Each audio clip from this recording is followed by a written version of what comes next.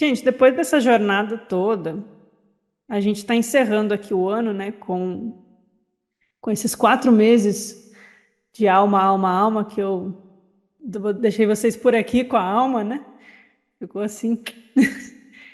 Então, depois de 4 meses, assim, estudando as questões da alma, né? Tomara a gente tenha tirado aí alguma conclusão disso. Eu tirei essa semana para escrever um pouco de questionamentos e perguntas que vão surgindo no canal. Eu tenho compartilhado lá no canal, textinhos meus, assim, mas justamente porque vem toda essa questão de que, para mim, pessoalmente, ajudou muito a entender toda essa origem da filosofia, do platonismo, orfismo, hermetismo, né, pitagorismo.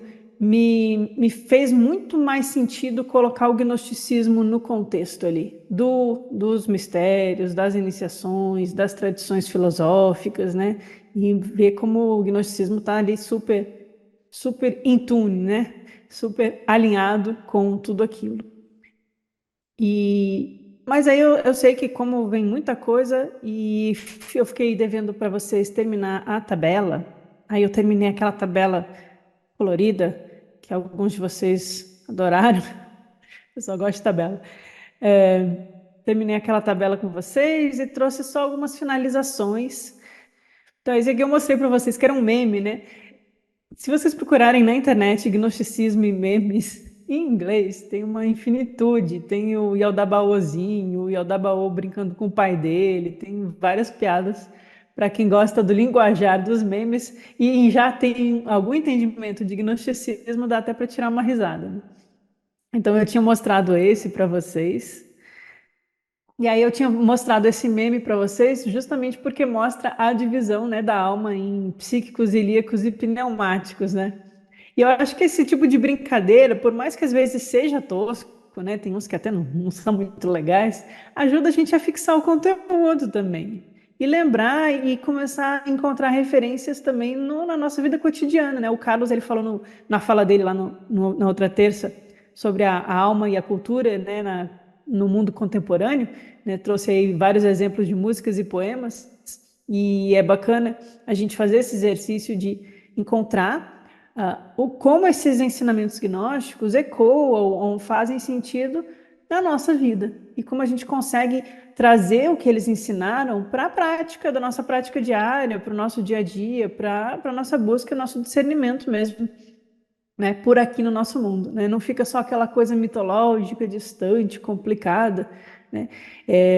Eu estava até falando sobre isso com uma pessoa, né? Como às vezes o sistema gnóstico é muito mitológico, né? Ele é muito baseado no simbolismo e tem toda uma estrutura complexa e complicada. Isso, dependendo do estilo de aprendizado da pessoa e das vinculações que a alma tem, isso pode às vezes atrair ou afastar, né? Até mesmo com meu pai, o Alberto, ele gosta muito mais de uma linguagem direta e clara, né? Então ele gosta de tudo mais explícito, tipo a linguagem do budismo, né? Tem as virtudes, tem os vícios, isso, aquilo, dividido em número de 8 nobres verdades, as 4 nobres verdades, o caminho óctavo, tudo muito direto, né?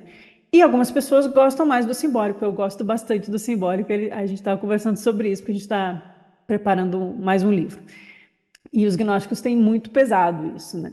E aí, às vezes, fica uma coisa muito distante. Ah, esses arcontes, esse Aldabaoth, esses símbolos, a Sofia e o mundo, os 7 céus, o que que isso tem a ver comigo, né? Então, se a gente não consegue fazer esse exercício de entender o que que eles estão dizendo, como que isso se relaciona com a minha existência, com a minha vida, com a minha alma, aí fica só uma curiosidade.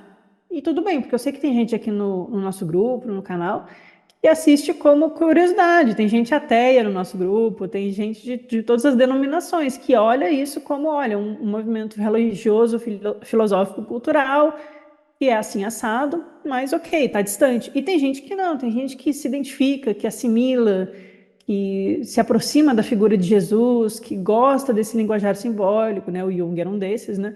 Mas temos outros agora no século XXI, e gosta. Então, esses memes e essas coisas são também para facilitar a gente fazer essa transposição do ensinamento para o nosso entendimento mesmo. Mas esse é um pensamento, a questão do simbólico e do mitológico é muito usada nessas tradições espirituais, né? Como a gente viu, como os gnósticos o fazem, E até mais tarde, assim, a gente vê muito o uso disso entre os neoplatônicos, que eles vão usar os mitos gregos para explicar também a tradição espiritual. Mas é muito interessante como o Plotino, o Próclo, quando eles falam de Atena, quando eles falam de Zeus, quando eles falam de Urano, eles não estão falando de uma religião politeísta, cultural popular, eles estão falando de como aquilo se traduz num caminhar espiritual. Então, eles também têm essa leitura. E aí, depois, os Rosa Cruzes também vão fazer isso.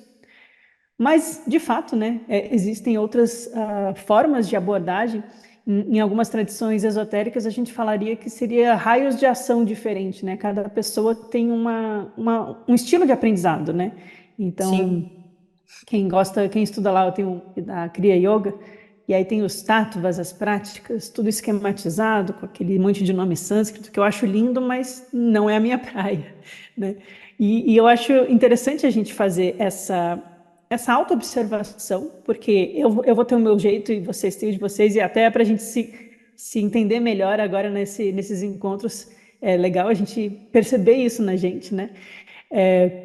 Cada pessoa tem uma forma de abordar, uma pessoa vai ser mais da mística, do silêncio, da poesia, a outra vai ser mais do ritual, da prática, né? Cada um tem um estilão.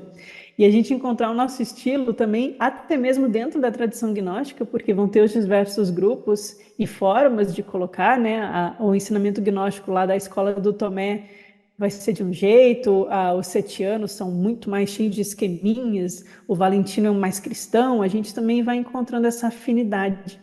Na gente, eu acho isso muito rico, inclusive para a gente perceber que não existe assim. O fato de eu me afinizar com o estilo não quer dizer que o outro seja ruim ou inválido, é só uma questão de Abordagem. afinidade, né?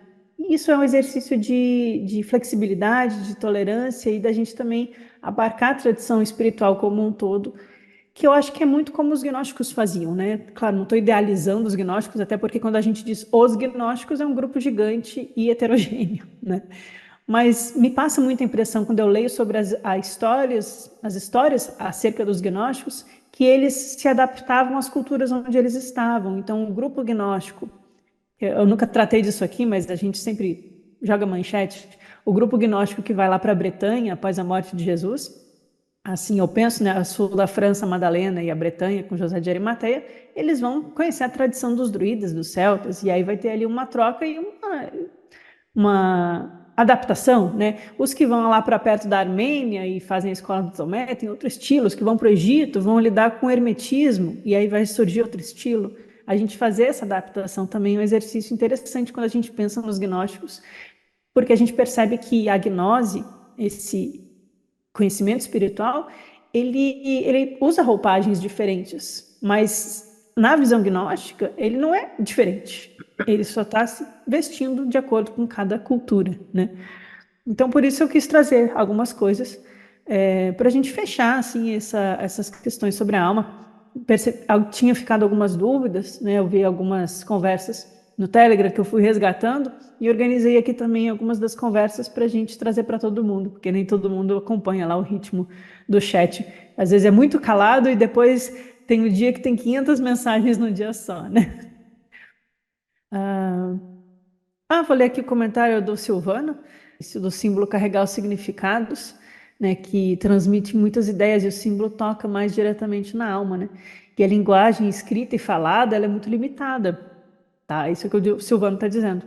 Eu concordo, né? Porque a gente não encontra palavras adequadas para expressar as nossas ideias, né? E o símbolo ajuda nisso, porque ele chega num nível do inconsciente, um nível da alma e é além do racional das palavras. A filosofia vai tratar muito disso, e os gnósticos vão falar muito disso, quando a gente fala da dificuldade de escrever o divino, né?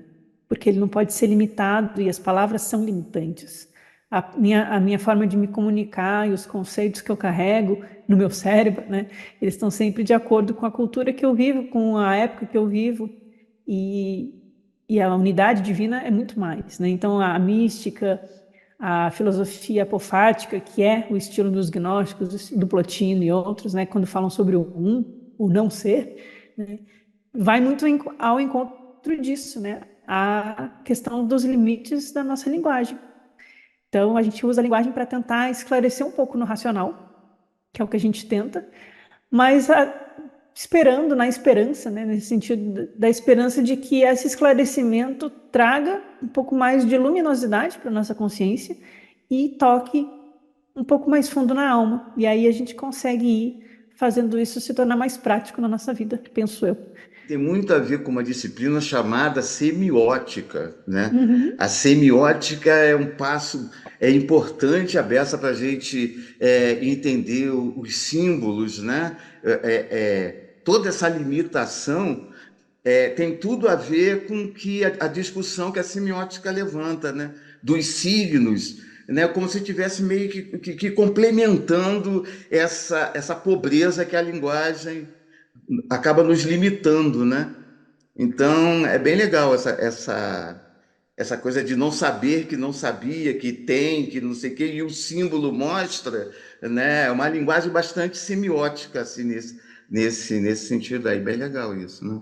E eu acho que os gnósticos também, eles, quando você falou que, né, na Bretanha, ali em tal lugar e tal outro, foi todas essas tradições, foi a que mais, ela influenciou bastante, mas a que também foi a que mais foi a que mais dialogou, né, com filosofia e mitologia da antiguidade, tal, né? De todas as outras, né? O judaísmo meio que fechado, o vedantismo fechadão com suas tradições lá, o budismo idem, e o gnosticismo acho que dialoga com toda essa rapaziada aí. Bem Eu legal. sinto isso também, Carlos. Uhum. E às vezes isso é confundido como uma falta de identidade própria. E eu não acredito que seja isso. Não, claro que não. Porque uma mistureba, né? Um pouco de tudo. Mas, na verdade, é a riqueza da abertura ao diálogo e do acolhimento do outro. O aceitar, Sim, ouvir o outro e aprender com o outro, né? E isso é um exercício gnóstico, né? sem Claro dúvida. que isso também acontece em outras tradições, mas no caso dos gnósticos, acho que isso fica culturalmente muito explícito, né, dado Uhum. o ambiente multicultural que eles estavam, principalmente Alexandria, que é quando o gnosticismo ficou mais forte, né, no século II em Alexandria, é quando a gente tem grandes nomes do gnosticismo. E a Então, disposição para conversar para é, dialogar com esses outros saberes, com essas outras tradições, com tudo, né? Porque podia estar naquele ambiente, realmente estava, mas meio mas está que fechado, né? está fechado, né? E eu acho que muito isso é uma característica, né? E aqui eu estou colocando Jesus como um grande encabeçador dessa tradição, né? Uhum, Que sem essa é dúvida. como eu enxergo. Eu acho que é muito uma característica dele, né? Se a gente pensar no pouco que se diz sobre ele, que a gente não sabe distinguir muito o que que é verdade histórica e o que que é construção posterior, é difícil fazer esse exercício, né? Não é muito que a gente faz aqui no canal, mas a gente toca um pouco nisso, né? Mas a gente enxerga como ele viajou, né, como ele trocou, como ele esteve talvez no Egito, nos essênios, em outros Uhum, locais, né? Isso uhum. talvez tenha gerado uma construção de que o mestre que traz e promulga essa tradição, ele mesmo tinha essa capacidade de absorver, dialogar e trocar com outros, né? Que Sim. às vezes a religião ortodoxa fechada não tem, né? Que é isso que você está dizendo. Aham. Eu trouxe a tabela finalizada. Estou mostrando aqui para vocês, mas já transformei em imagem em JPG e vou mandar para todo mundo ter, se quiser salvar um dia, ter lá no computador. É, Uau! Fazer assim, o papel do computador. mandar um cartaz, né? Mas ela pode ter Aham. erros, tá? Ficou legal, ficou legal. Eu me Nossa, esforcei para ficou, deixar ela clara. nossa, ficou lindo. Obrigada. Eu tentei deixar ela bem clara. Mas é assim, eu coloquei na imagem que eu fiz, eu coloquei o símbolo do canal Vivec com o meu nome, não tanto no sentido de, essa é a minha tabela, mas de se tiver algum problema, né, culpem a mim. Então a gente usa isso como um guia também para estudo, né? O pessoal gosta muito, o pessoal que estuda doutrina secreta lá na Sociedade Teosófica adora uma tabelinha. Então eu já fiz para agradar todo mundo também, porque eu gosto também. E acho que facilita quando a gente está fazendo um resumo lembrar os conceitos, né? Para não ter que reassistir tudo, né? Mas pode reassistir também. Bom, o que que eu acrescentei aqui nessa tabela? A gente tinha parado até o hermetismo e eu só não tinha colocado as duas últimas colunas aqui. Então eu fiz a forma como eu entendo, onde estaria mais ou menos essas forças, essas energias, essas camadas espirituais do nosso espírito, da nossa alma, como seria no neoplatonismo. Então vamos juntos, só passar o olho juntos, né, que qualquer coisa vocês até me ajudam a corrigir. Então de baixo para cima, né, temos sempre a matéria e o corpo. E aí temos, na visão do Plotino, né, como a gente viu, as almas individuais que têm as paixões e estão voltadas ao mundo sensível. Então eu coloquei aqui, porque eu acho que é onde cabe junto com os outros, né? E aí o Plotino vai falar que as almas individuais, ainda individuais, não a alma do mundo, elas possuem atividades logóicas. Ele usa essa expressão, né? Então, há algo na alma que vem do logos, mas aquilo, o logos é um só, né? Mas aquilo que pertence ao logos e está nas almas individuais, ele chama das atividades logóicas ou os pensamentos logóicos, né? Mas é aquilo que provém do logos na alma individual. E isso seria de natureza elevada, de natureza sublime, de natureza mais divina. Então eu dividi as almas assim. No neoplatonismo, isso não é uma divisão acadêmica, não tem assim um livro do Plotino que ele diz que é assim, tá? É uma interpretação minha. E aí a gente aprende que as almas individuais, todas elas, no neoplatonismo, pertencem à alma do mundo. E a alma do mundo é aquela que recebe do Logos as imagens divinas e transmite ao mundo. No Plotino, tá? Estou tentando dizer o que o Plotino diz, porque às vezes eu estou falando do Plotino e parece que eu estou falando de gnósticos. Então, o Logos é aquele que transmite aquilo que provém do Nous à alma do mundo. E a alma do mundo imprime nas almas individuais.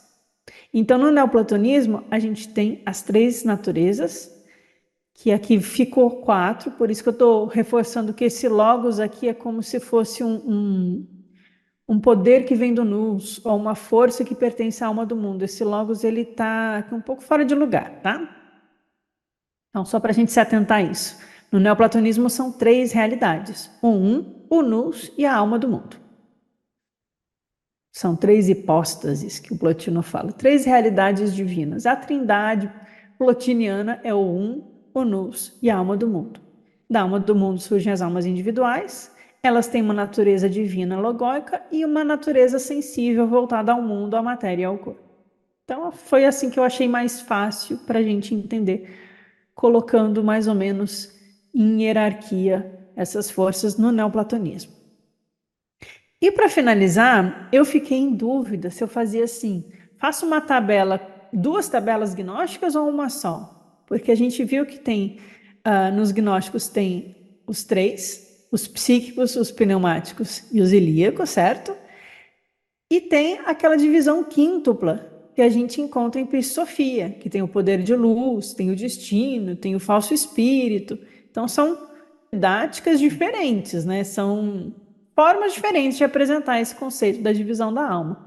Mas eu pensei, bom, O e se eu tentar. autocentrado entra aí, desculpe, o Ah, autocentrado entra aí também, nessa divisão da alma, em Pit Sofia?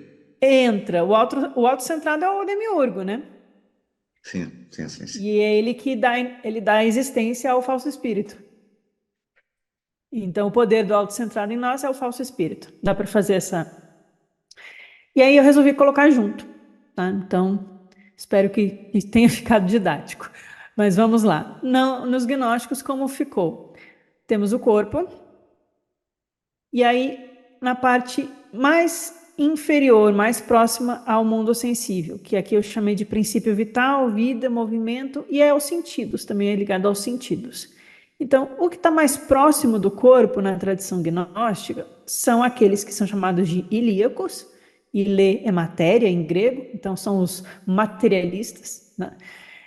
Sem nenhum julgamento em relação às pessoas, é só uma categorização, tá? E aos ilíacos, ou a essa camada energética, né, essa camada física da nossa existência, está ligado o falso espírito e o destino. Porque o destino, ele é impresso na alma pelos arcontes. E o falso espírito, ele foi criado pelo chefe dos arcontes. Então, o destino e o falso espírito são as grandes forças de potência negativa, digamos assim, que nos induzem ao erro, né? São as paixões e aos vícios, são os kleshas do budismo aqui, né? Ou da Vedanta. O destino e o falso espírito vai ser a conexão direta aqui com o demiurgo e os arcontes, ou as autoridades, ou os regentes, ou os poderes, que é basicamente a força psíquica obscurecedora que se vincula ao corpo sensível e se vincula à matéria. Então, essa é a nossa camada de alma mais próxima dos sentidos, da sensação e dos defeitos, dos nossos vícios, dos nossos pecados na versão cristã, né? Os pecados capitais estão todos aqui nessa camada, né? Porque são instigados pelo falso espírito e pelo destino. E aí, numa segunda camada acima, onde está o nível do pensamento, da mente e das emoções, a gente vai ter o que os gnósticos vão chamar de os psíquicos. Então, vai ser o nível mais da alma, que a gente diria, é os psíquicos. Mas a alma, ela também está ligada à camada inferior, porque ela é influenciada por essas forças do falso espírito. Então, a alma, ela tem essas muitas camadas de manifestação, né? Ela tem uma gradação da mais densa à mais sutil, da mais obscurecida à mais iluminada, né? A gente transita na nossa alma. E a nossa alma não é linear, né? A gente aprende ao longo das vidas que a gente vai transitando e resolvendo as questões até que a gente se livra do problema, né? Digamos, gnosticamente assim. Então, no nível das emoções, do pensamento e da mente, a gente tem os psíquicos. Então, enquanto os ilíacos estão voltados para sensações no mundo, que é satisfazer aquilo que dá vontade, ter uma sensação boa, evitar a dor, buscar o prazer, aquela coisa bem do animal, do tato, do olfato, do paladar, do desejo sexual, aquela coisa mais do mundo. Aqui no psíquico a gente tem mais o nível que a gente atribui ao ser humano. Então aqui surge a arte, a criatividade, a inspiração das musas, né? As emoções positivas, inclusive, né? As inspirações, o raciocínio, a ciência, o desenvolvimento tecnológico, né? Tudo que o ser humano, em sua capacidade emocional e mental, é capaz de trazer e expressar no mundo. Então, esses dois níveis seriam os ligados à parte inferior da alma, mas inferior, dizendo aqui que é do nosso mundo sensível, nosso mundo manifesto, que precisa dessas ferramentas do corpo e dos sentidos, inclusive, para poder se expressar.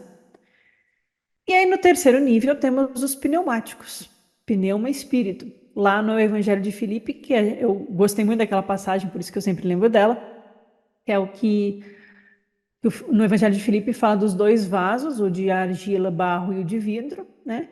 O de barro, ele é moldado pela terra e pela água, então ele está aqui abaixo, e o vaso de vidro, ele é soprado, então ele possui sopro, e quando ele se quebra, você consegue derreter e fazer outro, e consertar, né? Essa é a ideia que tem lá no Evangelho de Filipe. Então, os pneumáticos seriam aqueles que já são mais preenchidos pelo Espírito, né? Então, aqui fica mais ou menos o nível da hipnoia da luz em nós, lá no mito do apócrifo de João.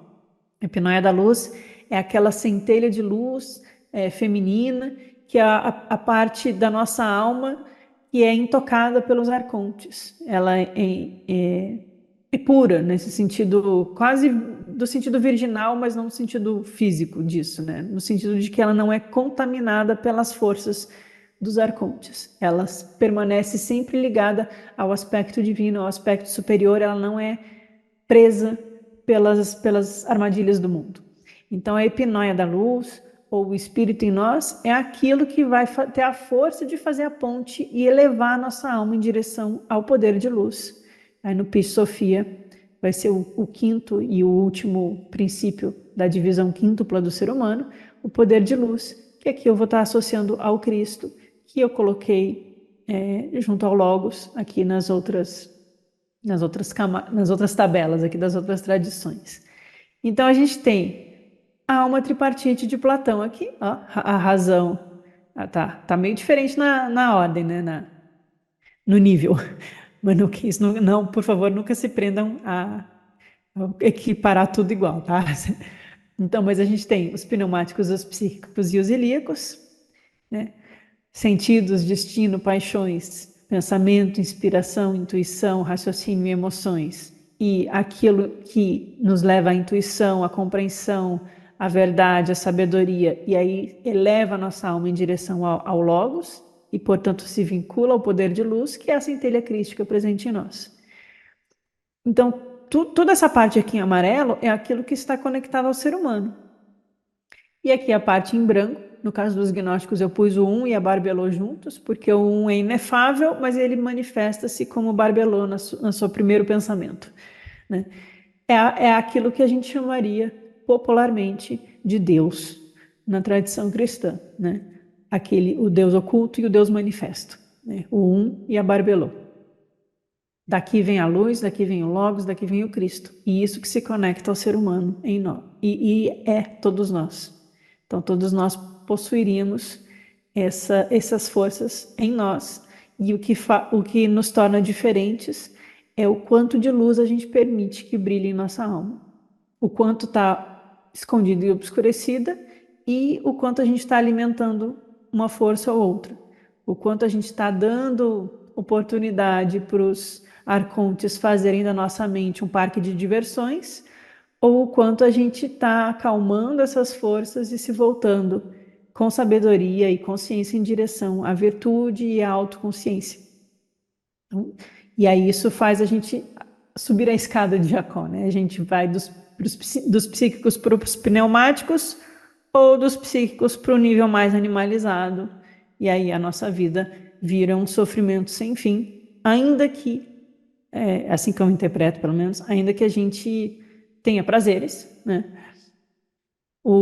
A pessoa que tem aqui o pneumático, ele não deixa de ter um corpo físico, não deixa de ter os 5 sentidos e não deixa de sentir e viver o mundo, mas a pessoa que está voltada para essa energia ilíaca, ela busca muito o prazer, mas vira aquela coisa meio tóxica, né?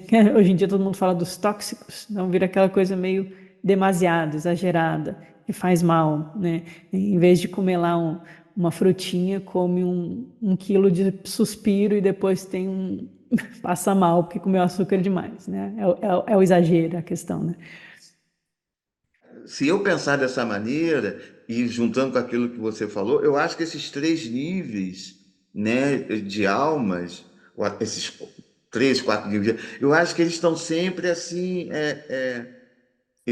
vai depender muito da intensidade, né, e da intencionalidade da coisa. Essa coisa de comer um bolo inteiro, né? É comer um bolo inteiro, inclusive todo dia comer um bolo inteiro, né? Então todo dia É, ter essa busca, né? Não que o psíquico não o tenha, né? Mas talvez de uma forma onde isso não entre com tamanha intensidade, né? não Seria vira isso, um, né? não vira um sofrimento mental, né? Exatamente, porque vira um sofrimento, né?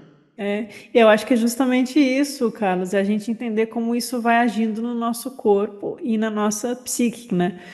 E é legal que você falou que depende muito do momento, né? Então, Uhum. para a gente também refletir com o que eu estou me alimentando nessa vida, não na comida, né? Comida também, Sim, mas sim, como eu sim. estou me alimentando nessa vida, né? O que que eu consumo, o que que eu leio, o que que eu assisto, com quem eu convivo, que lugares que Uhum. eu frequento, tudo isso é alimentação do mundo, né? Por isso que lá Sim, no hino da Veste e Glória, no hino da Pérola, vai falar do príncipe que começa a se alimentar do mundo, né? Ele começa a ser exato. confundido com as pessoas do mundo. Na verdade, todos nós somos pessoas do mundo, né? Mas é que ali tem o personagem Uhum. principal. Uhum. E aí a gente vai ter momentos que nós somos mais ilíacos. Todos nós temos, né? Uhum. Momentos que a gente perde controle, que a gente tem um descontrole emocional, a gente xinga, Sim, a gente grita, sim, a gente esperneia, a gente come mais do que devia, a gente, né, se envolve com coisas muito assim, né? Do mundo sensível. sim. E tem momentos que a gente está lá, vou ler um texto inspirador, vou meditar, vou fazer alguma coisa pelo bem do meu vizinho sem querer nada em troca. E é um momento que a gente está se aproximando mais do pneumático, né? Mas o que faz diferença, né, como você disse, eu estou comendo esse bolo todo dia, Ou foi ali um momento que eu comi, me dei conta e falei, pô, peraí, calma. Então, é legal porque a gente vai Mas perceber que é a nossa vida, né? esse se dar conta é que eu acho que faz toda a diferença. É o Porque quando aprendizado do você se psíquico. dá conta, não Uhum. é? Você diz, opa, pô, isso É, aqui é uma coisa que aconteceu, mas não sou, né? Foi um momento, etc. Quando você não se dá conta, né? aí é o Você problema. vai viver aquela situação, aquele princípio vital lá, aquela matéria de uma forma tão intensa que você vai normalizar isso, né? Então você não É. está se dando conta, né? Quem se dá conta é a alma do psíquico, do nível Pois psíquico. é, Ela começa a falar, não, peraí, não, a vida não pode ser essa coisa, desculpa a expressão, essa porra louquice toda. Não sim, pode ser sim. assim a vida, calma. Uhum, Eu não posso agir com tanta violência o tempo todo. Eu não posso ficar sempre querendo, e se não me derem, eu vou bater na pessoa, eu vou agredir, eu vou roubar. Não pode ser uhum. assim a minha vida. Tem que ter alguma parcimônia, algum equilíbrio, alguma regra. Aí surge a moral, a regra, e o psíquico começa a entender: olha, tem algo bom em eu ser virtuoso, tem algo bom em eu ser mais ponderado, mais harmônico, mais calmo. E daí surge, né, as práticas religiosas ou as práticas de vida mais ponderadas, né? E Uhum. daí a gente vai em direção à busca do espírito, porque nesse momento que a gente começa a se alimentar menos do ilíaco e a nossa alma começa a ter coragem de sair do casulo. Porque enquanto a gente está lá igual um animal descontrolado, a alma está assim, quietinha, e fala, eu que não vou nem piscar Começa a fora daqui. discernir, né? O É, discernimento começa isso. a rodar um pouquinho, vai, que a coisa E à medida começa. que a alma vai saindo e vai percebendo onde ela está errando e que ela tem autorresponsabilidade nas consequências da vida dela, que ela começa a buscar, mas será que tem algo mais? E aí começa o chamamento, né, do espírito. E aí é em Uhum. direção à união da alma com o espírito, né? Então a gente vê que se a gente traz esse ensinamento para algo que a gente vive, a gente percebe que Jesus também estava tentando transmitir uma mensagem muito ética e muito prática, que não era, obviamente, só uma teoria, era justamente para permitir que esse tal Deus de amor, que todo mundo fala que o Deus Jesus é o Deus de amor, né? Mas o que é esse Deus de amor? É a gente perceber esse amor que é a própria unidade do Cristo na nossa alma, que nos afasta daquilo que causa sofrimento a mim e aos Uhum. outros, né? O amor ao próximo, aquela coisa toda. Então, eu acho muito prático quando a gente assimila o ensinamento, né? Então, aqui eu só coloquei para ficar didático, Uhum. o espírito representando a unidade e a divindade, e a alma, a personalidade e a multiplicidade. Então, a nossa personalidade está muito presa ao que a gente pensa, a como funciona a nossa mente, ao que a gente sente e às sensações que a gente tem no mundo. A gente vai construindo a nossa personalidade e ela muda, né? O budismo vai dizer que não existe um eu fixo justamente porque a gente está sempre mudando, né? Essa personalidade aqui não é o espírito, é um instrumento que a gente permite que a nossa alma se expresse, mas a alma ela ainda precisa fazer a jornada em direção à É, unidade do espírito. Tem que sair daquela zona de sofrimento que são os desejos que não são saciados. Ah, eu quero tal coisa, eu quero um carro novo, não posso, aí fica com raiva, fica triste. Tudo bobagem, não tem necessidade disso. Não há necessidade. Então, começar a enxergar as prioridades, essa mudança de prioridades, das coisas mais importantes que acabam aparecendo na frente da gente conforme vai abrindo o olho, né? Vai começando a enxergar. É isso que é evolução. É muito bonito, gostei muito. Às vezes a E, gente coloca assim, nossa, mas quer dizer que eu não posso ter nada, né? O pessoal morre de medo assim de se sentir podado, reprimido, né? E, é normal de ser humano isso, né? Mas é o que sim, você falou, é a pessoa que coloca a felicidade dela nas coisas que ela compra, em quem ela tem, né? E aí você está sempre isso, dependendo da sensação. E aí que está a sim, raiz do sofrimento, né? sim. Aí quando você se liberta disso, você vê que você pode ficar feliz, contente, em paz, independente das coisas. Nossa, que maravilha que é isso. Mas só para a gente terminar a brincadeira, eu trouxe um outro meme que eu achei. Ah, que beleza. Deixa eu Vamos, ver. vamos rir um pouco juntos, porque vai Vamos. fixando os três tipos de alma para os gnósticos. Três tipos de alma, não, três tipos de ser humano, ou como disse o Carlos, três tipos de momento que a gente tem na nossa vida, porque não é eu sou um e vocês são outros, né? Cada um de nós tem isso em si. Então vamos começar com os de baixo, com os ilíacos. Aqui a gente tem o meme do Yao da Baô, Demiurgo com um sorrisinho cínico, malvado, safado, né? Tá aí, aham, te peguei, ó o falso espírito aí. Vocês veem que o Odabaô, ele personifica muito a imagem medieval do Satã, né? Que ficou para a igreja, né? Aquele que vai no seu ouvidinho e fala, ah! Bom, aqui o que que essa pessoa. Aqui não tem nada meu, tá? Eu peguei da internet, mas só para a gente rir junto. Então, os ilíacos. Os ilíacos não têm alma nem espírito. Eles são só materiais e serão destruídos com o mundo material quando o último dos pneumáticos sair e fechar a porta. Ficou meio trágico esse aqui. Ah, que cruel. Eles adoram o Yaldabaoth, o demiurgo. Eles são dogmáticos e totalmente dedicados a defender a nova ordem mundial. Gente, eu nem acredito nisso, mas eu vou fingir que eu não vi. Vocês lidem com isso como quiser. Acho um pouco de exagero, né? Também acho. É o exagero do cômico, né? A caricatura. Então, os psíquicos. Eles não têm espírito, mas têm uma alma. Ó, aqui eles estão meio cinzento, meio cara de meh. Os psíquicos estão se abraçando, a pessoa que montou. Eles não têm espírito, mas têm uma alma. E eles podem ser salvos. Eles estão numa busca por conhecimento e podem encontrar a gnoses no seu caminhar. E se eles morrerem, eles vão renascer para continuar a sua jornada. Eles rejeitam o demiurgo, compreendendo que ele é um falso Deus. E eles odeiam os dogmáticos. O legal aí é essa questão de estar abraçado, né? Assim, É um grupo. é um grupo, né? Todos abraçados. Não sei se eu concordo com que eles rejeitam o demiurgo. Acho que eles negociam com o demiurgo. Um pouquinho para você. Não, hoje eu estou mais para aquele lado ali da luzinha. Hoje eu fiz 3 coisas boas, então fazer essa aqui não vai dar muito problema.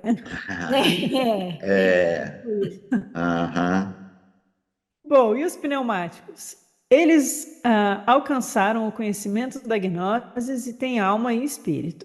Serão salvos da morte e a sua centelha divina será reunida com o verdadeiro Deus, finalizando o ciclo obrigatório de reencarnações. Eles estão conscientes da malevolência e ignorância do demiurgo e dos arcontes. Sofia é a sua guardiã e eles a seguirão até o pleroma. Ficou bonitinho dos pneumáticos. Acho que foi a que eu mais concordei. Ficou a luz numa mão, o conhecimento na outra, né? Sofia como a guia, né? A luz guiando, o conhecimento, cabelinho mega estiloso, ficou legal. Gente, quem cria esses negócios? É o mago, esse é o mago. É um mago. É o mago. Parece o Johnny, daquele desenho. Eu também achei. Johnny Bravo. Johnny Bravo. Aqui tem a imagem de Sofia e aqui tem Jesus guiando os psíquicos. Jesus não seria um psíquico, claro, é porque ele está guiando, né? Bom, gente, é só a piada, mas é que assim eu acho que vocês não vão esquecer nunca mais essas 3 categorias. É o Yaldabaoth que guia os ilíacos, é Jesus que guia os psíquicos e é Sofia direto do pleroma, que guia os pneumáticos. Isso. E aí, para a gente fazer um exercício de... Gente, eu trago essas coisas que é para a gente ir fixando, tá? E conversando, né? Não é para julgar ninguém, tá? Porque às vezes eu sou muito crítica e o pessoal acha que eu estou julgando. Eu trouxe mais um, que é um exemplo que eu achei na internet também. Não é nenhum estudo, é um exemplo que eu achei para a gente fazer um exercício aqui de entender o que é psíquico e o que é ilíaco e pneumático, né? Para a gente entender que isso não é... Qual é meu objetivo? Entender que isso não é uma categoria de pessoas, né? Acho que para vocês já estou até me repetindo muito, né? que são as forças em nós, né? E o quanto a gente alimenta ou não as forças. Igual tem aquele lá no Os Dois Lobos, aquelas lendas do qual lobo que você alimenta, né? Então, o quanto de combustível que a gente dá para essas forças em nós, para qual direção a gente se volta. E daí que vem, por exemplo, se a gente for fazer uma analogia com a palavra pecado, que é errar o alvo. Então, quando a minha flecha está apontando para o pneuma, eu estou acertando o alvo. Se eu estou apontando a minha flecha para dar um beijinho na bochecha do Yaldabaoth, eu estou errando o alvo. Então, o pecado seria esse mau direcionamento da minha alma. Apenas isso, eu preciso orientar novamente a minha alma em direção àquilo que é da sabedoria e do divino. Então, quando a gente vê isso, a gente não pode dizer que o grupo gnóstico valentiniano são os pneumáticos e a Igreja Católica são os psíquicos. A gente não pode, assim, colocar isso num grupo. Claro que a gente pode ver uma tendência daquele grupo, mas a gente vai ter pessoas que frequentavam o grupo valentiniano que tinham mais tendências psíquicas ou helíacas. E ali no meio da igreja, que tem mais uma estrutura psíquica, a gente vai ter pessoas que se voltaram para o pneuma também, por causa da qualidade de suas almas. Porque elas souberam aproveitar o pouco ensinamento que elas conseguiram filtrar ali e pegar de bom, porque tem coisas boas também, né? Porque tem resquícios de Jesus ali. Então elas conseguem, né? E tem os grandes santos também dentro da igreja e, a meu ver, se voltaram para o pneuma, né? O São Francisco, Santa Clara, ou Clemente de Alexandria, que ele foi colocado ali entre os da igreja cristã, mas ele é um super gnóstico. As estrômatas parecem puro gnosticismo. Então, a gente conseguir entender que isso é da natureza da qualidade da nossa alma, e não para a gente sair carimbando todo mundo. Tem a ver com como a gente coloca a nossa prática espiritual em ação no mundo, ou como a gente cultiva esses ensinamentos na nossa vida, e não com o lugar que a gente frequenta ou não. Claro que tem alguns lugares que facilitam e outros que dificultam. É muito difícil viver no mundo, mas a gente fazendo esse exercício de sempre buscar esse discernimento espiritual, essa depuração da nossa alma, a gente vai conseguindo se encontrar em direção ao pneuma. Então eu trouxe uma coisa que eu achei, eu traduzi para a gente só ler juntos. Uma bobagem. Uma bobagem, falei, vou pegar isso aqui de exemplo. De um fórum de budismo, que a pessoa disse, eu estava viajando para o Himalaia e estou um pouco desapontado com o budismo. Né? Aí que a gente fala sobre as expectativas das pessoas também colocar, né, na religião em si a solução e não perceber que isso tem a ver consigo mesmo. Né? Então, quero que a gente identifique aqui o que tem a ver com psíquico, porque a Laia trouxe budismo, né? E o que tem a ver com psíquico e pneumático nesse exemplo. Vou ler junto com vocês e a gente conversa. O que está escrito aqui, contexto. Anos atrás, descobri os psicodélicos. Começou bem. Descobri os psicodélicos, a yoga e, finalmente, as grandes verdades no budismo. Então, comecei a praticar meditação, a ler e emergir mais fundo nos tópicos de consciência, self e iluminação. Ou seja, não sei quem é essa pessoa, mas ela começou aí o movimento woke, né? Foi para o movimento Nova Era, tomou uns psicodélicos, aí misturou com yoga, começou a ler uns textos de budismo, estava buscando. Todo mundo já passou por umas furadas na vida. Começou a praticar meditação, começou a ler, né? E pensar aí sobre o self e a consciência. Só que a gente vê também, claro, que nesse tipo de discurso tem o quê? Muita arrogância, muita vaidade. Eu sou desperto, vocês são os adormecidos. Tem muito isso nesses grupos, vocês já devem ter visto assim, né? Então, é uma pessoa que está em uma busca e criou uma expectativa em relação ao que é o budismo a partir do que ele viveu. Sempre achei a civilização ocidental estava um passo atrás em relação às culturas que já estão imersas nessas práticas desde o nascimento. Ou seja, os orientais são melhores porque eles... Agora é a idealização de um povo, de uma cultura. Né? Idealizou o Oriente como se fosse mais espiritualmente elevado porque está no momento de rejeitar a tradição ocidental. Tudo bem. Passar o tempo em fóruns, ver os vídeos no YouTube, ler livros modernos, certamente pode nos dar um conhecimento mais profundo que a fonte do budismo, certo? Bem, eu achei meio estranho isso. Aí a parte que eu queria destacar. Depois de visitar mais de 20 templos e mosteiros e conversar com as pessoas, monges, professores e lamas-chefes lá, fiquei surpreso que as pessoas praticam o budismo como se fossem a uma igreja cristã. Fazem orações, se ajoelham, acendem velas, rezam para o corpo de um falecido. Não encontrei muitas diferenças entre as práticas no budismo e, por exemplo, a igreja ortodoxa. Mesma estrutura, cores e arquiteturas diferentes. Puxei conversas com ele sobre a verdade do eu e outros tópicos e recebi respostas como: também estou confuso, ou não entendi ainda sobre o samsara, ou não sei se entendo como karma e reencarnação funcionam.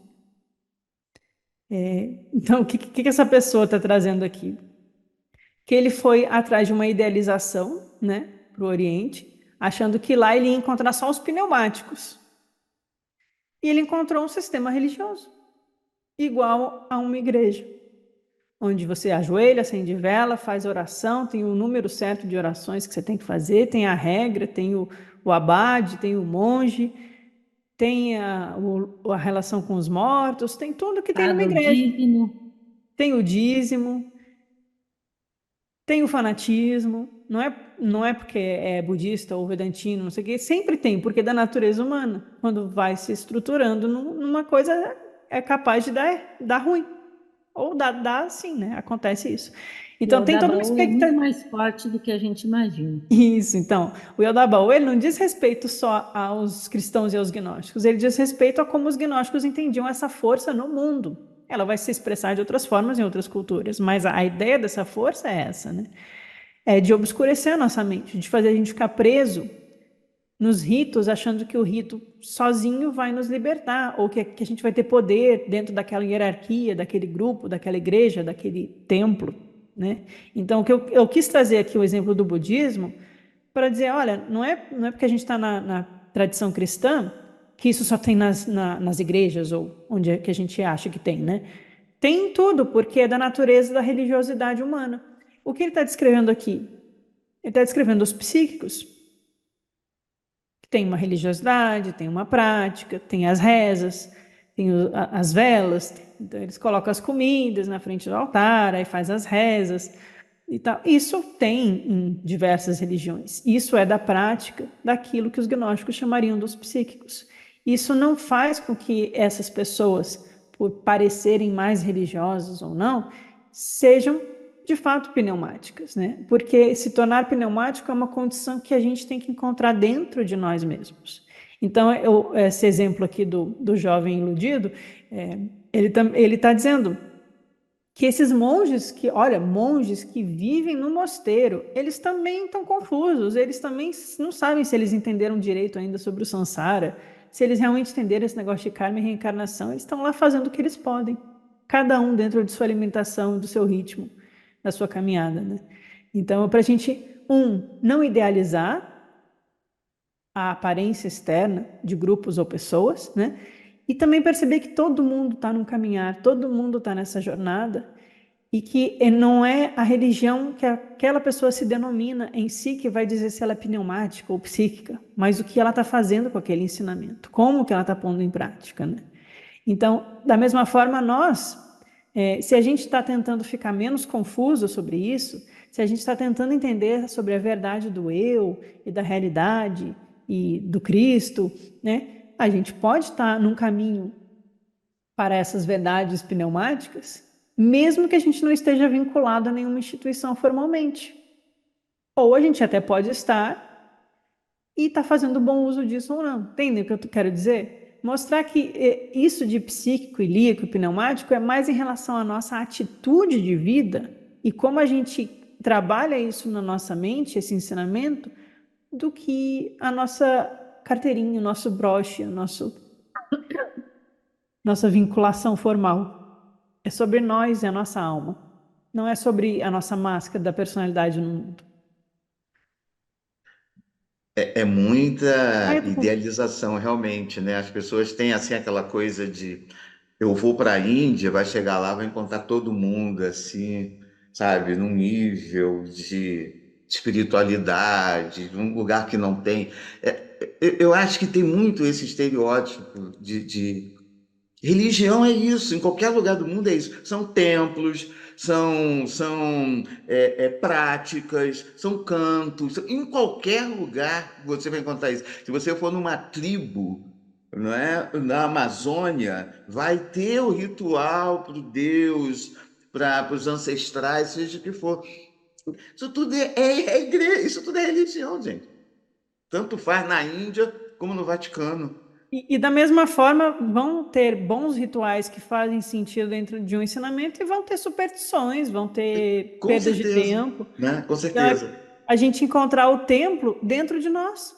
Jesus está o tempo Exato. todo falando assim: o templo está em vós, o reino está em vós, vós sois Sim, um templo para Deus. Então, vamos né? conviver no mundo? Também vamos, E mas é- sem perder sim, essa conexão.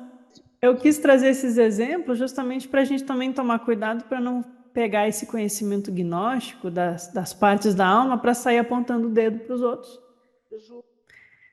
Bom, a gente estourou o tempo, pessoal. Então eu vou só mostrar uma imagem para vocês que eu montei, uma explicação que eu depois gravo e compartilho com vocês. Foi uma analogia que surgiu numa conversa, a gente entender a fonte da água viva, a usina que gera energia, a transmissão da energia até chegar na lâmpada da nossa casa, né? Que se a lâmpada quebra, estoura e precisa trocar, a energia continua lá. A gente só precisa ir fazer o caminho até a fonte, né? É só compartilhar essa imagem com vocês, eu não vou entrar agora em detalhes da conversa. Nosso tempo acabou.